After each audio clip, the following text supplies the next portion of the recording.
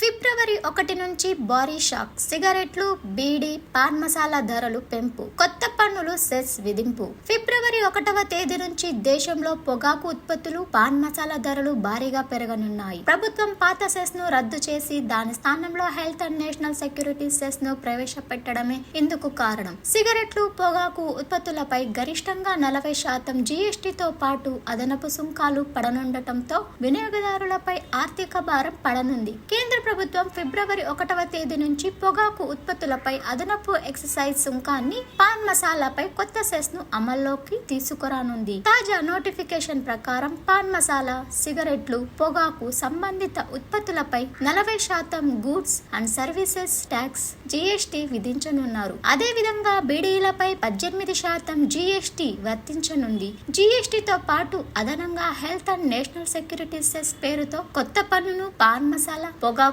ఉత్పత్తులపై విధించనున్నారు.